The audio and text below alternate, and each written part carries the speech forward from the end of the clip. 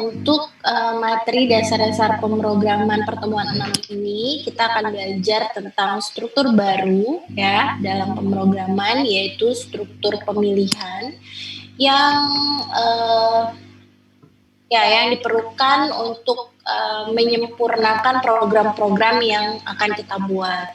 Ya, seperti yang kita ketahui kemarin, ya program kita tuh masih kita buat dengan berbagai keterbatasan ya, karena kita belum belajar tentang struktur pemilihan ini.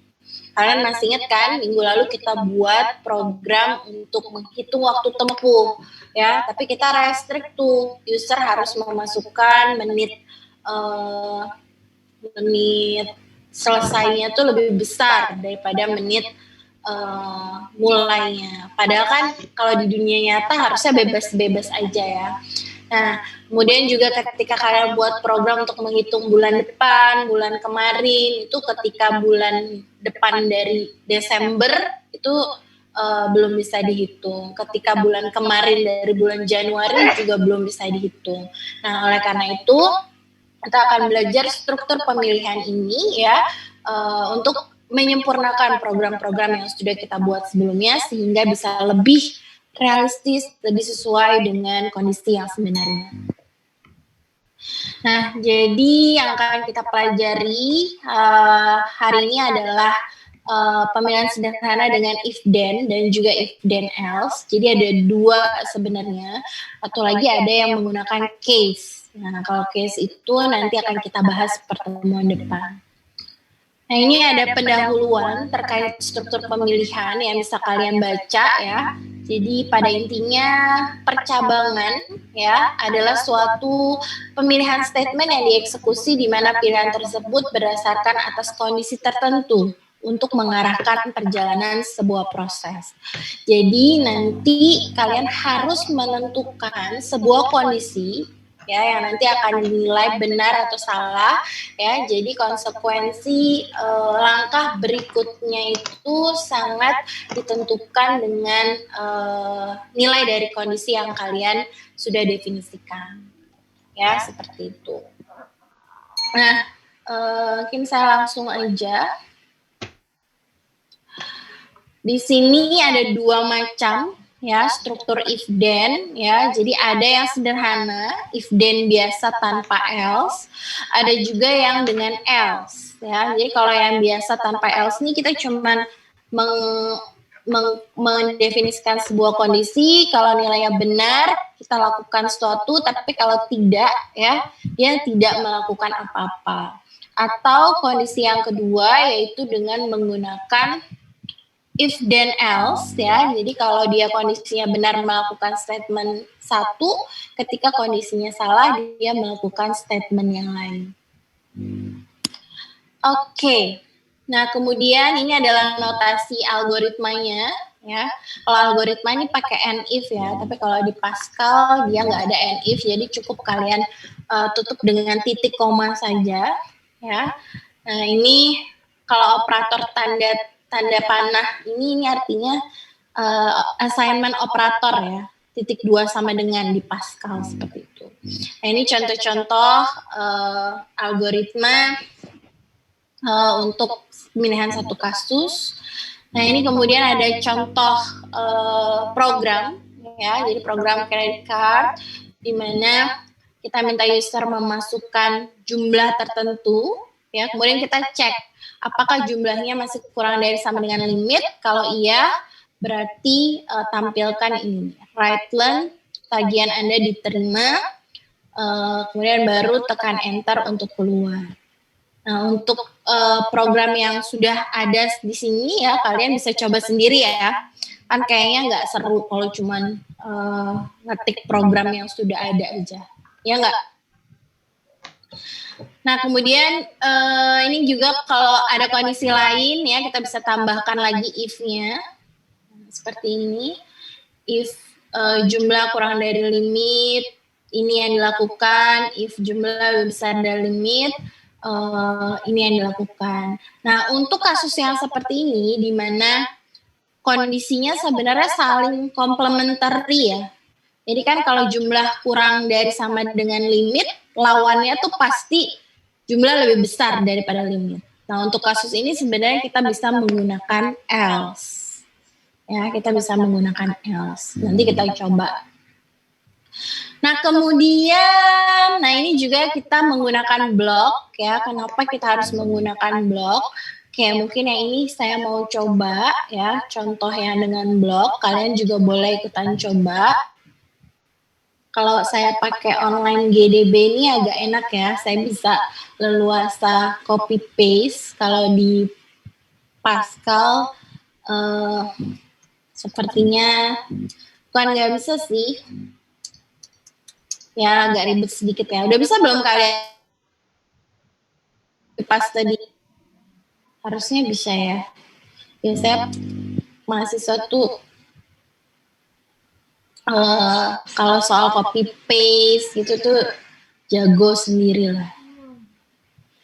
Oke, nah ini kalau copy paste ya, hati-hati dia suka salah ketika, nah salah kayak gini nih, ini kan harusnya kalau write, petiknya kan harusnya lurus. Nah dia tuh ke pastenya, petiknya yang melengkung ini, jadi harus kita benerin. Ya, ini kita benerin dulu. Supaya program kita nggak error. Oke. Oke, jadi sekarang mungkin kan jangan run dulu ya. Kita umpamakan saja otak kita ini adalah compiler Pascal. Jadi kalau saya masukkan jumlah misalkan 500.000, kira-kira outputnya apa?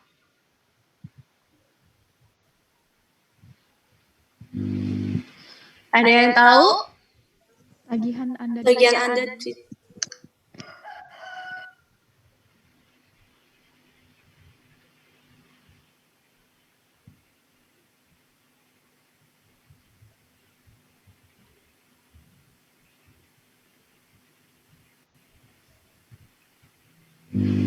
Gimana?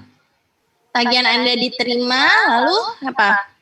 Ini saya masukin nih 500.000 ya, saya baca memasukkan user 500.000, terus kan saya cek ya apakah jumlah ini kurang dari sama dengan limit.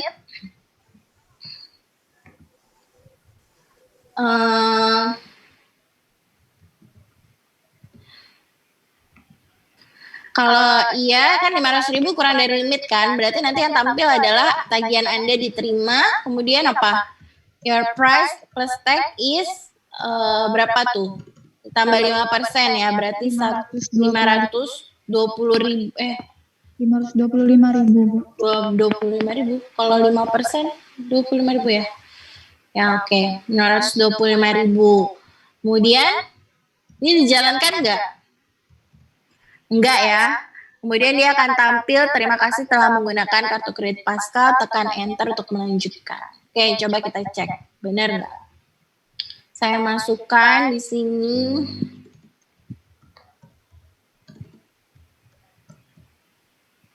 Nah, benar ya. Jadi tagihan Anda diterima, your price plus tax is 522.000. Terima kasih telah menggunakan kartu kredit Pascal, tekan enter untuk melanjutkan. Oke, kemudian bagaimana kalau saya masukin 2 juta? Apa ininya? Outputnya? 2 juta. Apakah dia akan masuk ke sini?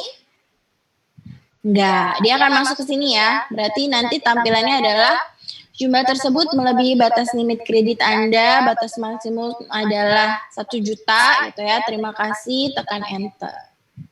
Nah, seperti itu ya. Jadi kalian harus bisa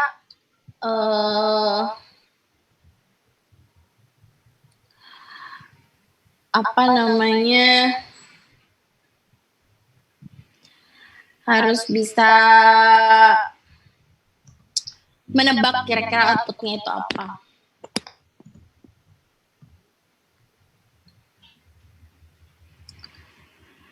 Oke, kemudian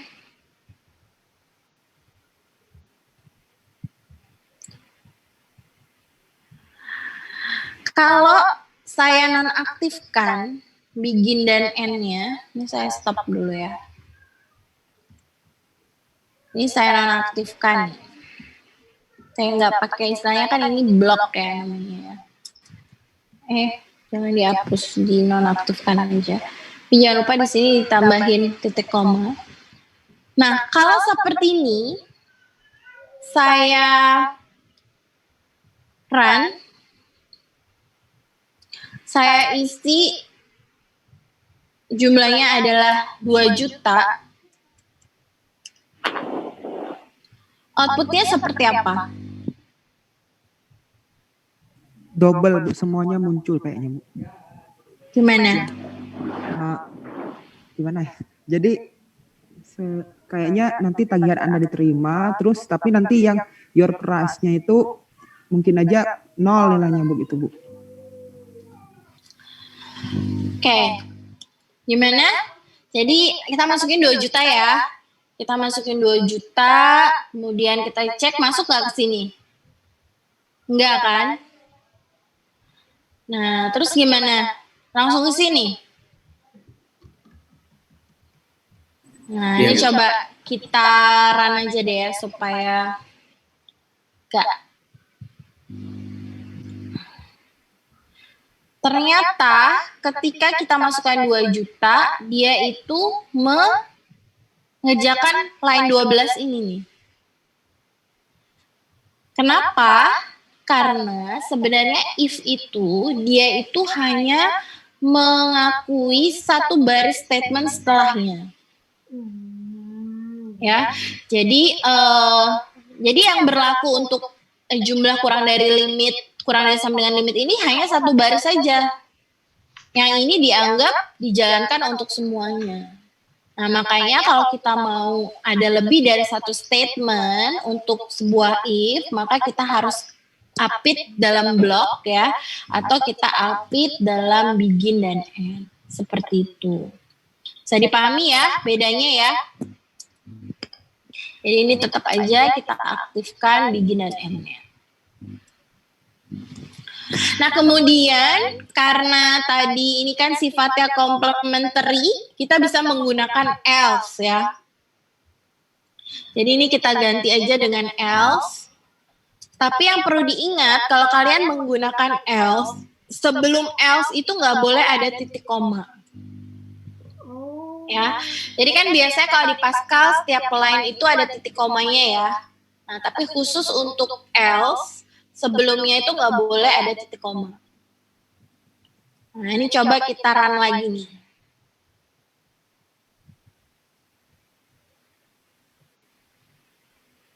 Wah, kenapa lama sekali? Connection loss. Mana ini? Hilang deh.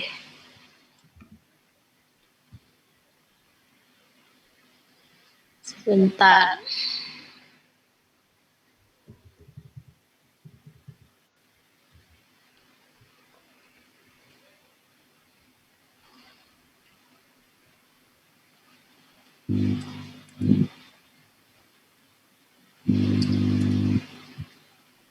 Ini harus diperbaiki dulu sebentar ya.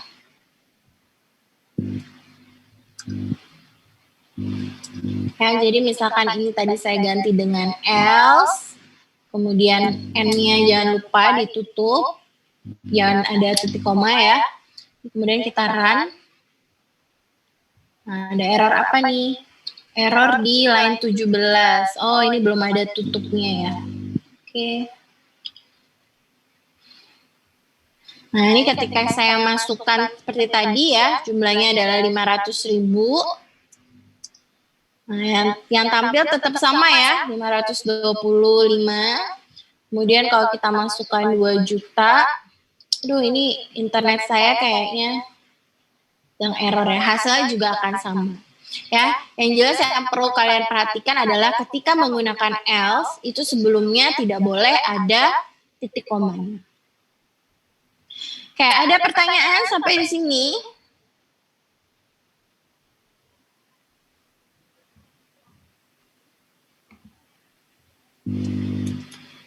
Nah, ini yang dengan blok tadi ya. Jadi kalau mau berapa line diakui ya harus diapit dalam blok. Nah, ini yang menggunakan else di sebelum else-nya tidak boleh ada titik koma. Baik, sekarang kita coba contoh satunya, ya. Jadi di sini karyawan honorer di PT Maju Terus digaji berdasarkan jumlah jam kerjanya selama 1 minggu. Upah per jam adalah 20.000.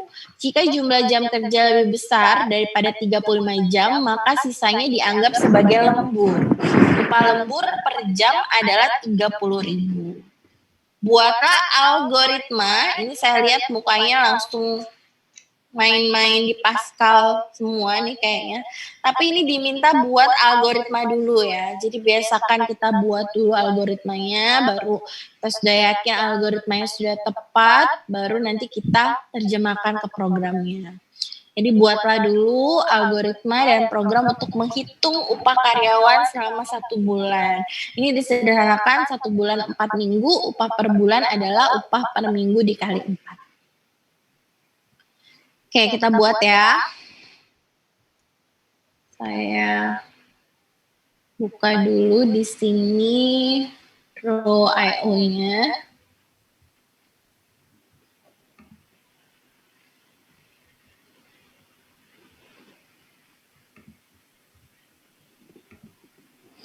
Apa ya, internet saya kayaknya lagi lemot banget. Kayak kita mulai ya, jadi awalnya kita buat dulu beginnya. Kemudian saya selalu kalau udah begin, buat end-nya. Ya, jangan pisahkan mereka ya, baru kita bikin isinya. Nah, langkah pertama apa nih? Jadi kita mau menghitung upah per bulan dari upah per minggu ya. Upah per minggu itu dihitung berdasarkan jam kerja. Gimana jadinya? Langkah pertama yang harus kita lakukan apa? Deklarasi variabelnya. Ya.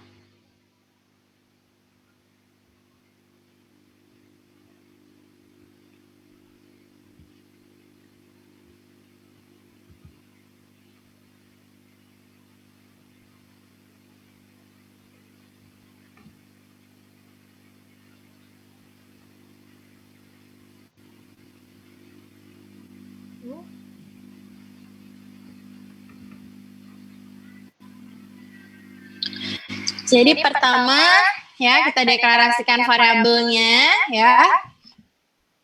Sebenarnya sebelum mendeklarasikan variabel, kalau saya sih biasanya pakai apa dulu gitu ya. Ya udah ini kita taruh dulu di sini lah ya. Supaya jadi kadang kan kita mikir ini pakai variabel apa sih gitu. Kan kalau udah ada prosesnya kita lebih kelihatan gitu. Nah, jadi kan proses pertama kita minta masukan user ya.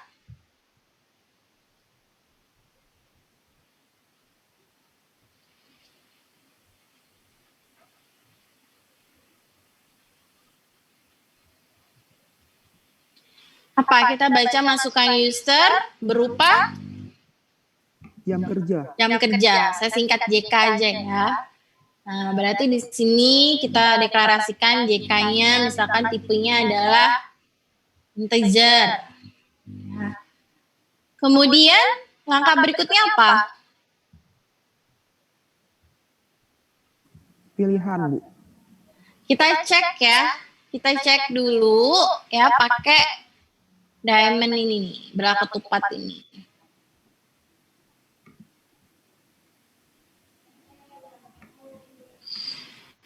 Kita cek apakah JK-nya. Jadi tadi kita baca dulu nih, jangan sampai kita salah membuat kondisi. Ya. Jadi dia itu kalau lebih besar dari 35 jam dianggap lembur. Berarti kalau 35 tuh masih normal ya. Nah, kita bikin yang normal dulu. Jika JK lebih kecil sama dengan 35, apakah JK-nya lebih kecil sama dengan 35? Kalau iya, apa? Kalau iya, prosesnya apa? Kita hitung upah per minggunya.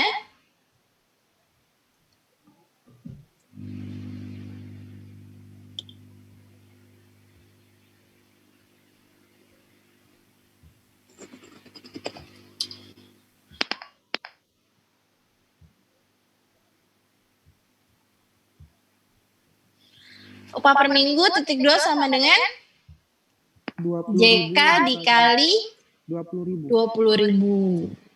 Oke. Ya. Kemudian kalau misalkan tidak, berarti kan dia ada lembur ya. Gimana nih? Ini jangan lupa setiap buat panah ya, garis itu harus ada panahnya. Dan untuk if then else ini harus ada namanya. Jadi di sini kalau iya, di sini kalau tidak. Kalau tidak gimana nih? Berarti dia lembur. 35 kali 20.000 ditambah jam kerja minus 35 dikali 30.000, Bu. Nah, berarti kan yang 35 itu kan 20.000 ya. Kemudian kelebihannya itu yang dianggap sebagai lembur. Berarti jam kerja dikurang 35 dikali 30.000. 30.000. Oke.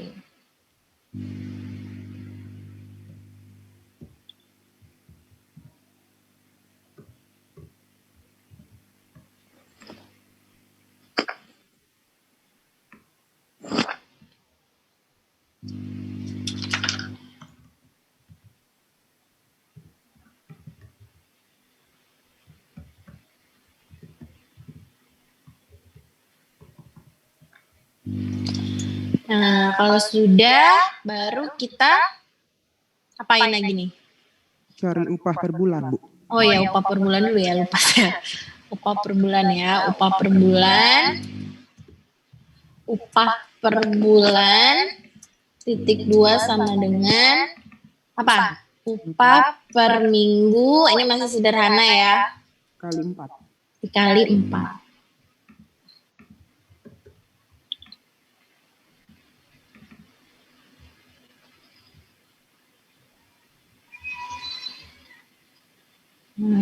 Baru kalau sudah kita write aja ya, kita write upah per bulannya. Oke. Nah, tadi kita udah buat N, kita bisa taruh ke bawah. Oke, baik. Sudah ada program flowchartnya. Sekarang silakan kalian buat program dari flowchart ini. Perlu saya share nggak nih flowchartnya? Udah pada buat semua ya? Atau udah di screenshot biasanya gitu? Gak perlu Bu, udah saya screenshot. Udah pinter-pinter ya kalian. Gimana, perlu saya share nggak? Perlu, Bu. Oke. Ya baik, saya share ya. Untuk yang memerlukan. Ini berarti tadi contoh 1 ya. Untuk 2 D31 ya. Oke, ini saya share di Google Classroom-nya di materi pertemuan 6 ya.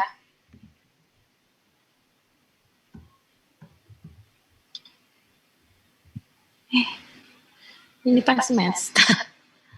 Mana? Oke, di materi pertemuan 6.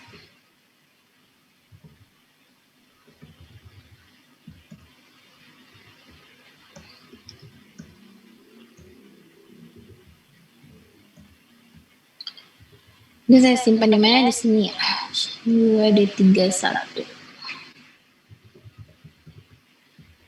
Paling nanti disesuaikan aja variabel-variabel yang belum di ini ya. Belum dideklarasiin. Oke, silakan dibuat programnya.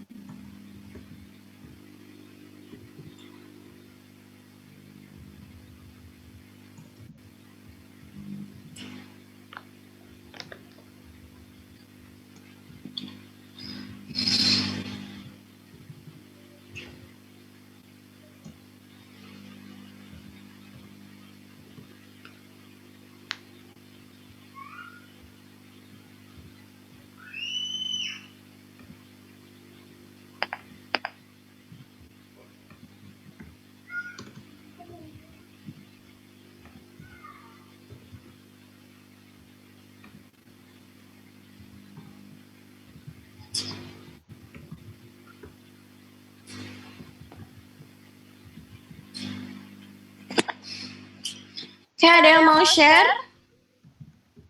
Yang sudah programnya? Coba.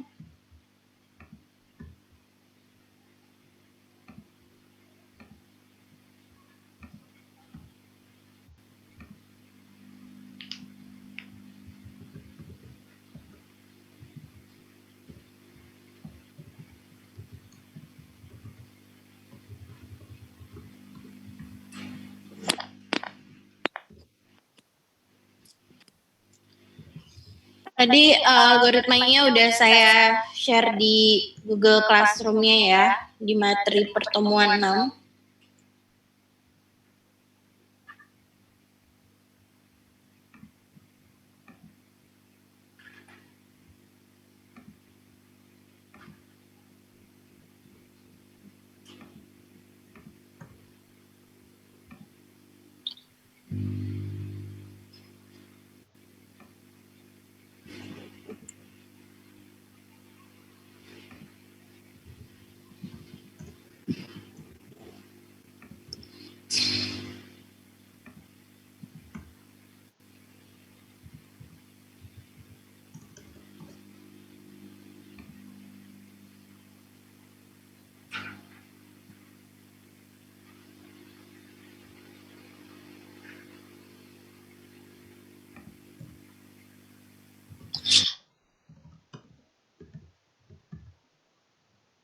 Siapa nih?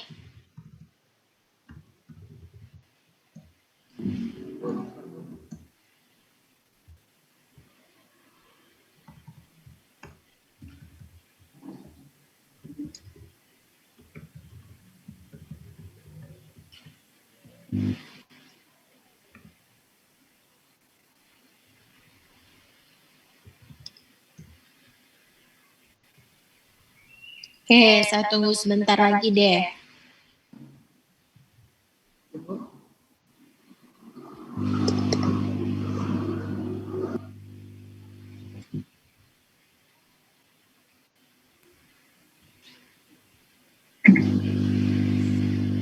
Gimana? Ada yang mau share? Ada yang mau coba share? Guru, mau coba guru? Apa-apa, salah kan enggak? Marah-marah Bu Aisyahnya ya? Enggak kok. Mana guru? Silakan. halo? Ya, Oh iya, sip. Suaranya ada nggak, Bu? ada. Izin share. Ya.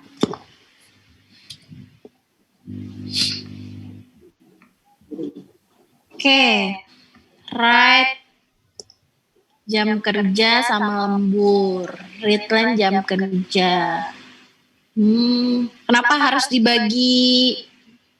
Harus ini ya? Kenapa harus pakai mod ya?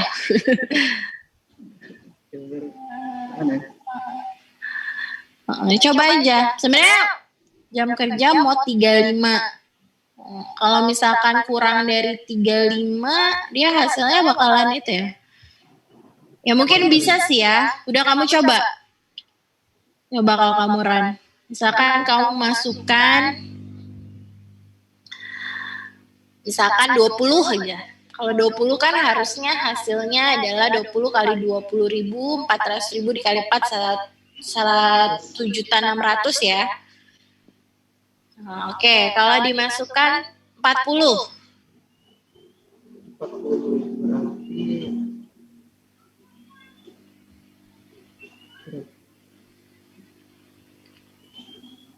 Ada yang tampil ya kalau dimasukkan 40? Nah, kalau 40 tuh kan harusnya berapa? 40 35 kali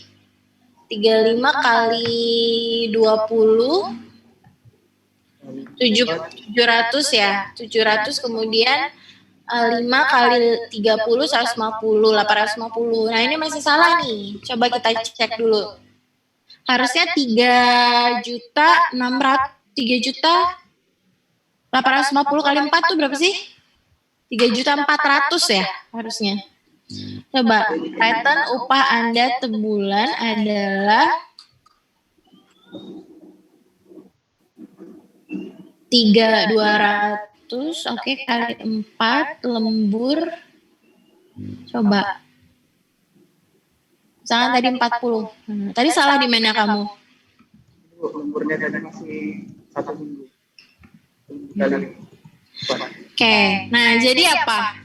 Kalau dari sini, apa yang bisa kita lihat di sini adalah sebenarnya pemikiran orang tuh beda-beda ya untuk menyelesaikan masalah. Ya enggak? Jadi kalau misalkan nanti kayak ditemukan program yang sama percis, plek ketiplek gitu ya, itu benar-benar jadi pertanyaan banget ya. Jadi apakah kalian memang benar-benar sehati, sejiwa, seraga gitu ya, atau gimana? Karena terbukti pemikiran saya sama guru berbeda gitu ya. Mungkin dengan pemikiran kalian juga berbeda ya. Jadi sebenarnya yang penting ini adalah hasil akhirnya itu sesuai atau enggak dengan yang sebenarnya. Oke, terima kasih guru ya. Nah ini guru ternyata pakai mod. Saya tadi cuma pakai pengurangan saja ya. Silakan kalian sesuaikan dengan program kalian. Oke, kemudian berikutnya, nah ini contoh 2. Kalian diminta memodifikasi contoh 1, di mana upah mingguan pegawainya bisa berbeda berdasarkan jam kerja tiap minggunya. Ya, jadi kalau tadi kan cuma memasukkan 1 aja ya jam kerja mingguan. Nah kalau ini kalian bisa memasukkan jam kerja minggu pertama berapa, minggu kedua berapa, minggu ketiga berapa, minggu keempat berapa. Terus kalian hitung ya upah mingguannya, baru nanti dihitung upah per bulannya. Oke, silakan disempurnakan program yang tadi.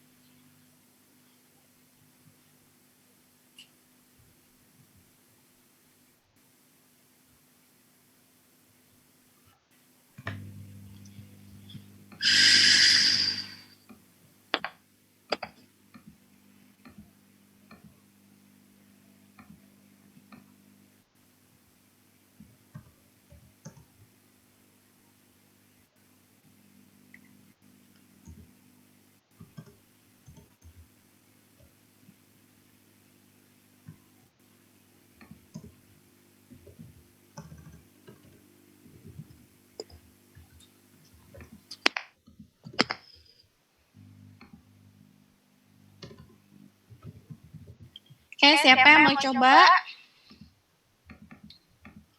Jadi kalau saya sih sederhananya, saya input aja 4 jam kerja ya, jam kerja 1 sampai 4. Kemudian saya cek satu-satu tuh kayak tadi ya. Upah minggu pertama berapa, upah minggu kedua berapa, upah minggu ketiga berapa, keempat berapa, baru saya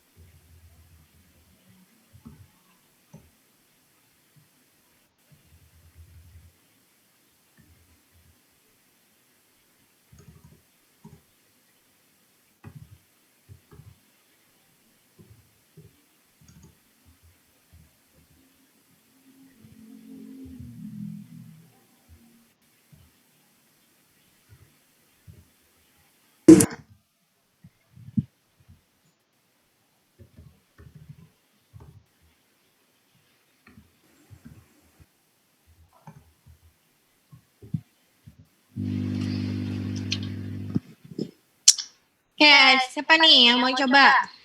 Share.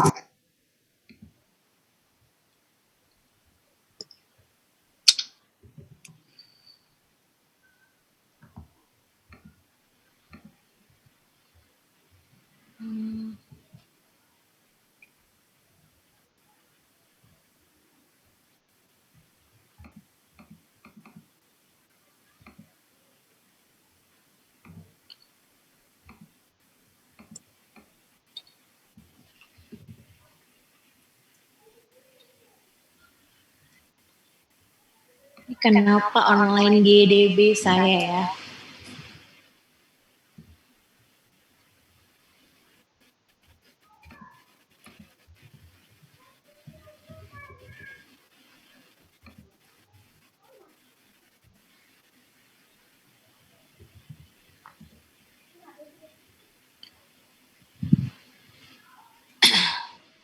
Oke, ya ini yang saya buat ya. Jadi saya tambahkan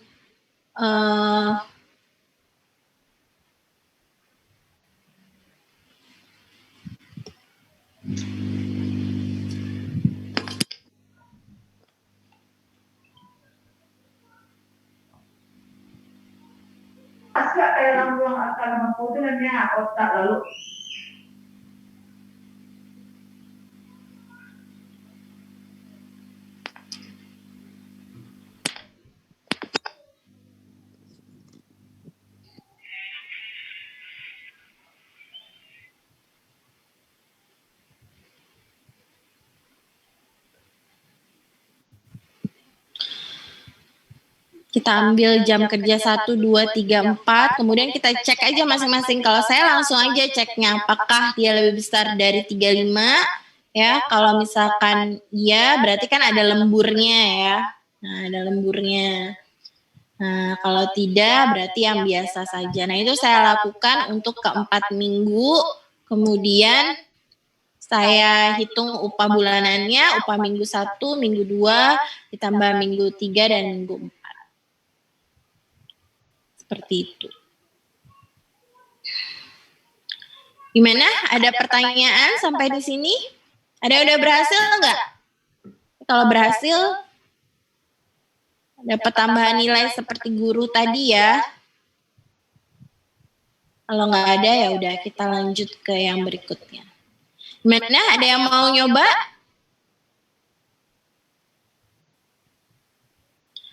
Ya, oke, kita lanjut saja. Nanti saya share yang saya buat ya. Perlu nggak? Kalau nggak perlu nggak apa-apa loh, beneran saya. Kalau kalian mau buat sendiri nggak apa-apa. Oke. Nah, berikutnya nih contoh 3 nih. Contoh 3 ini adalah kita modifikasi program waktu tempuh kemarin ya. Nah, ini saya berarti coba kalian siapkan program waktu tempuh kemarin.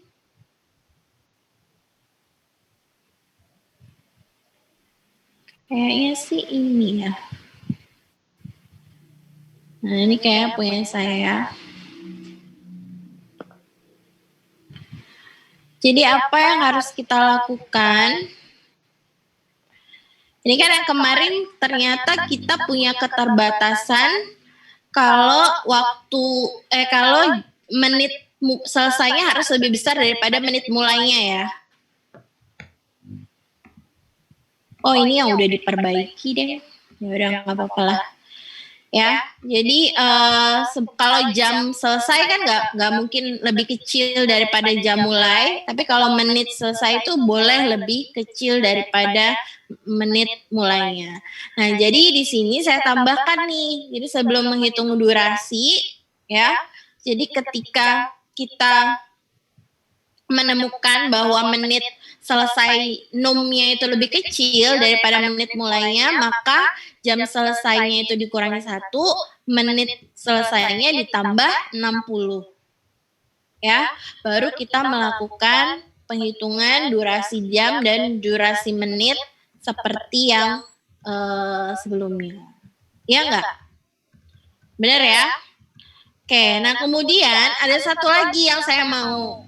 Kalau jam itu kan biasanya bentuknya itu adalah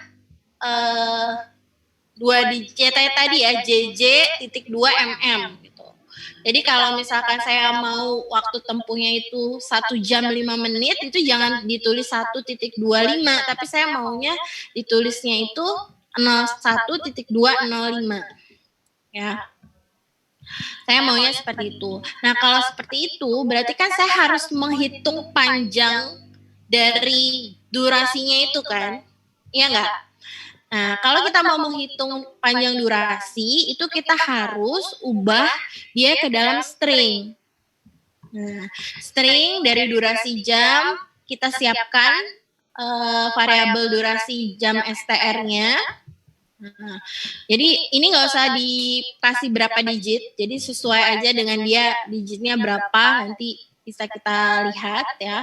Sama durasi menit juga kita konversi ke string, baru kita hitung lengthnya.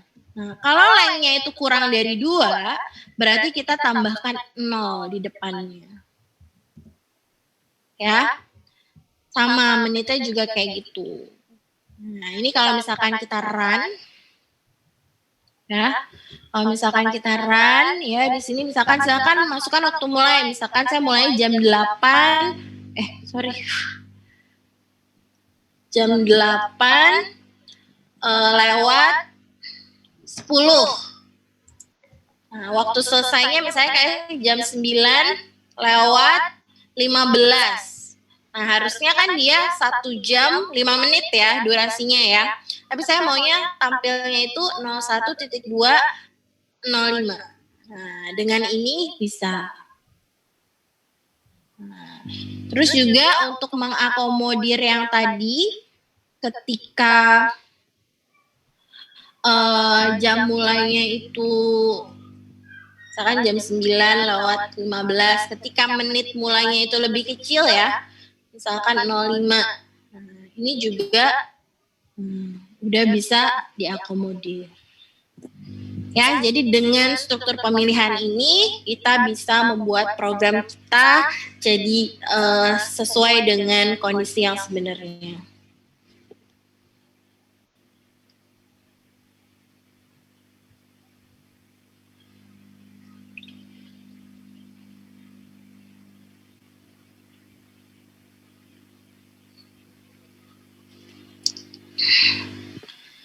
Ada pertanyaan sampai di sini?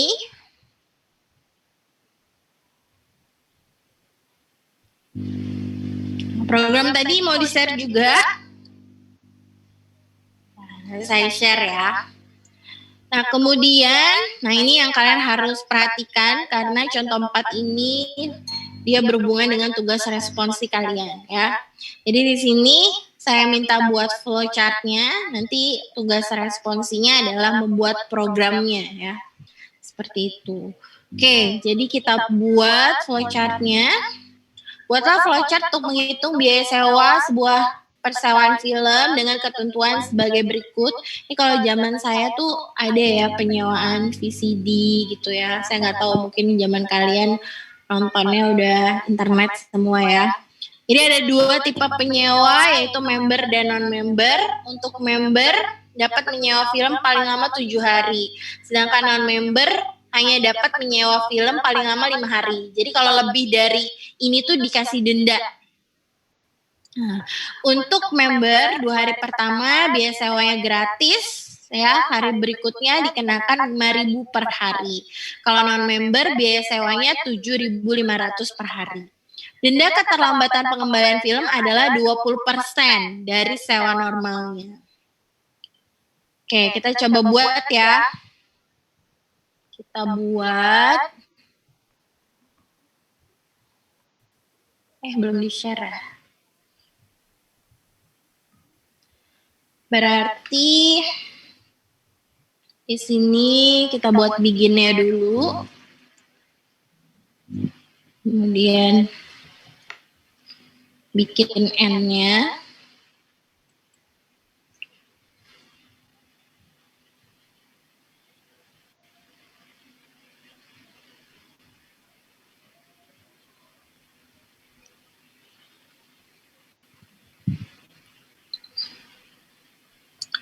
Kemudian apa nih berikutnya? Tadi mau menghitung jumlah biaya sewa ya. Film, apakah dia member atau enggak, berarti kita harus apa? Kita harus read ya, kita harus baca tipe pelanggannya ya. Tipe pelanggannya, dia member atau tidak. Kemudian juga apalagi yang perlu kita baca di sini? Hari sewa. Jumlah hari peminjamannya, hari sewanya ya, sama. Oke, misalkan di sini sudah. Oke, kemudian lalu apa? Pilihan. Nah, berikutnya kita cek ya, apa yang kita cek di sini? Tipenya member atau enggak. Apakah tipenya itu member? Ini kita cek. Jadi kalau belah ketupat nih kasih tanda tanya ya. Jadi dia kayak pertanyaan gitu. Kalau iya, gimana kalau iya? Kalau iya kita cek lagi berapa hari Sewa. ininya ya. Apakah jumlah hari peminjamannya itu lebih besar? 2. Sebentar, coba saya cek dulu.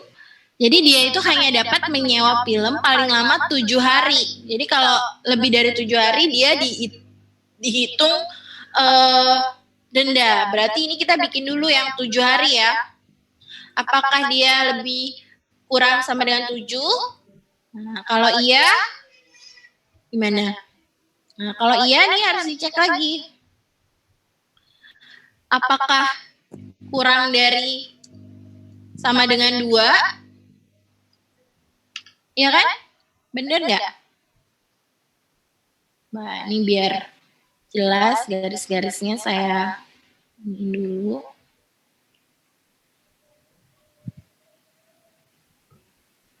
Nah, jangan lupa ya, setiap percabangan ini kakinya tuh dikasih nama. Nah, kalau dia kurang dari 2 berarti apa? Kalau kurang dari 2 berarti biaya sewanya 0. gratis ya, titik 2 sama dengan 0. Nah, kemudian kalau tidak, berarti kan dia minjemnya antara 2 sampai 7 ya. Gimana? Biaya sewanya sama dengan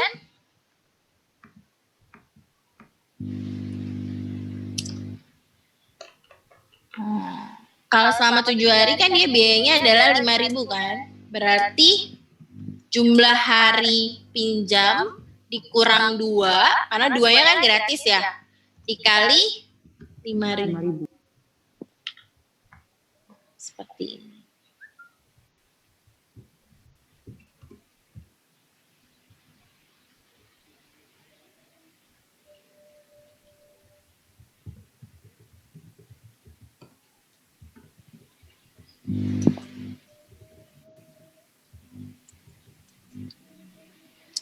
Nah, kemudian kita balik lagi, berarti dia lebih besar dari 7, berarti dia kena denda ya. Nah, berarti biaya sewanya berapa nih kalau kayak gini? Biaya sewanya titik 2 sama dengan, berarti kan yang 2 hari gratis, 5 hari kan 5.000 ya, berarti langsung aja ya 5 kali 5.000. Kemudian sisanya itu dia denda. JHP dikurang 7 ya. Sorry, JHP dikurang 7 dikali 0,2. 5.000 dikali, kalau mau langsung berarti kan 1,2 ya. Oh iya. Langsung dikali 20%. Seperti ini.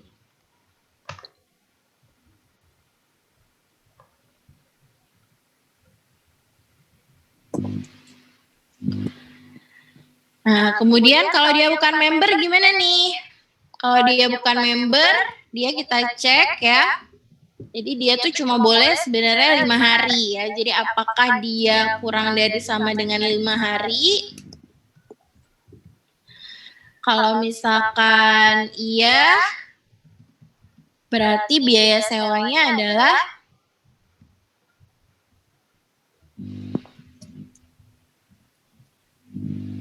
titik 2 sama dengan JHP dikali dengan berapa? 7.000 ya? 7.500. Nah, kalau lebih dari 5 hari berarti kan denda ya. Berarti 5 dikali 7.500 ditambah JHP dikurang 5 dikali 7.500 dikali 1,2. Seperti ini, tinggal jangan lupa kita hubung-hubungkan dan juga kasih nama dari setiap kaki-kakinya ini. Ya, kalau yang ini harus ada namanya. Ini kalau nggak ada namanya, salah ya. Nah, takutnya yang kalian maksud bukan itu. Izin bertanya Bu, Silakan. yang bagian member yang yang lebih dari 7 hari itu dikali 7 atau dikali 5 ya? Untuk biasa. Dikali 5 karena kan 2 hari gratis. Oh Ya, iya. 2 harinya kan gratis. Dikali 5 jadinya. Oke, kalau sudah, lalu apa? Biaya sewanya udah dihitung, tinggal kita tampilkan ya. Tampilkan aja right. Biaya sewanya. Kemudian kita buat N-nya tadi. hubungkan di sini.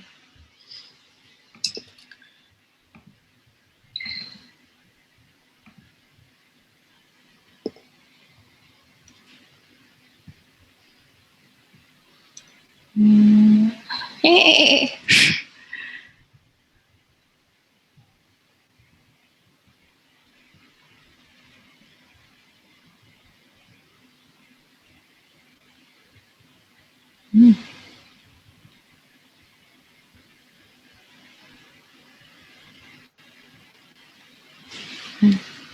Nah, ini jangan lupa, pokoknya sebuah flowchart tuh nggak boleh ada yang terputus ya. Ini harus ada satu N, harus ada satu begin. Nah, ini kita rapihin dulu.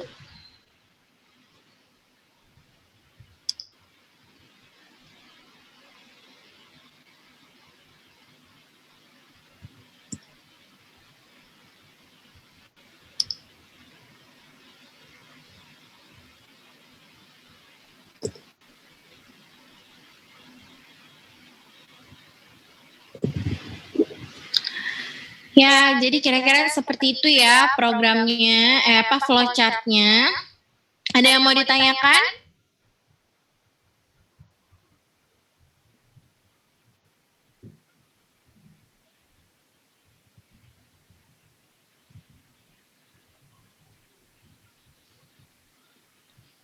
Sebenarnya harusnya saya ekspornya jangan JPG ya. Ekspornya itu PNG. Kalau PNG kalian bisa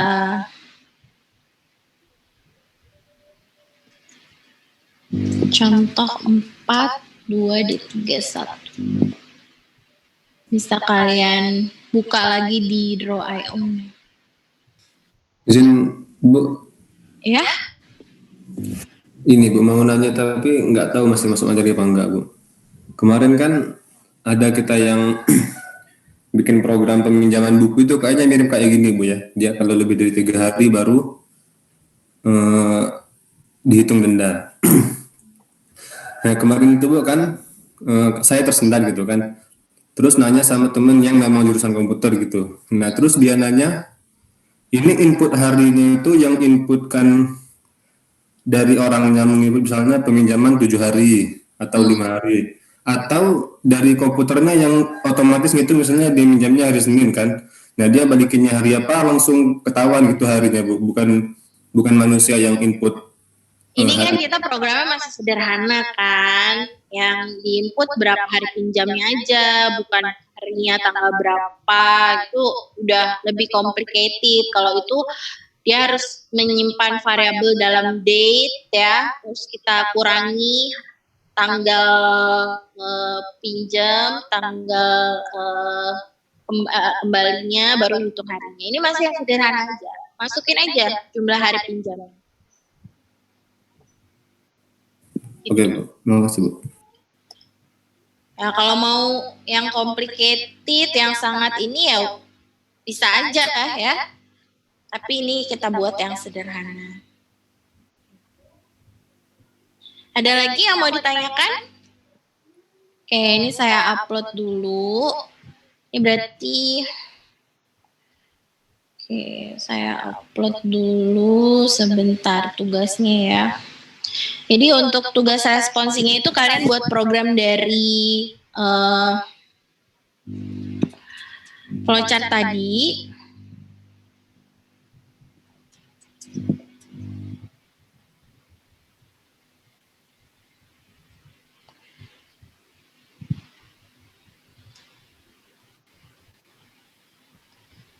Oops.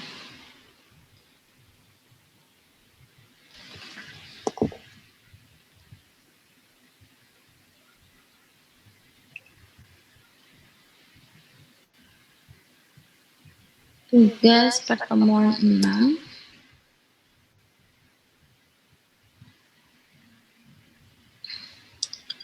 Oke, ini contoh flowchartnya saya kasih di sini ya.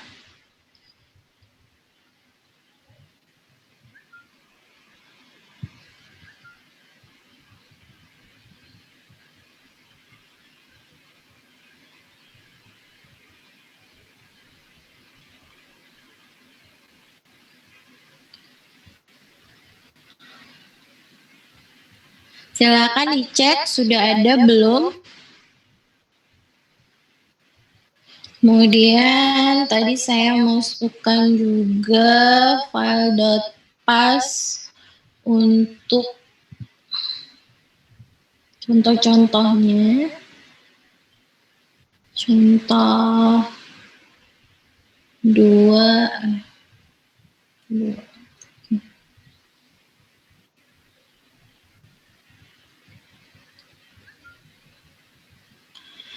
Oke, untuk tadi ya contoh program dan juga flowchart-nya itu saya upload di materi pertemuan 6-nya ya. Seperti itu. Ya, mudah-mudahan bisa bermanfaat. Ada lagi yang mau ditanyakan? Ya, mudah-mudahan bisa dipahami. Gimana guru?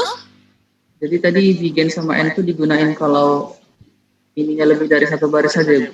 Ya, kalau lebih dari satu baris itu wajib ya, wajib hukumnya. Tapi kalau cuma satu baris, dia masih boleh pakai, boleh enggak. Jadi kadang ada juga yang mau aman, ya udah deh walaupun satu baris kita pakai begin dan end, ya itu nggak apa-apa gitu, nggak error programnya. Mau kalau misalkan emang 2 baris dia harus pakai begin dan end. Ada lagi yang mau ditanyakan?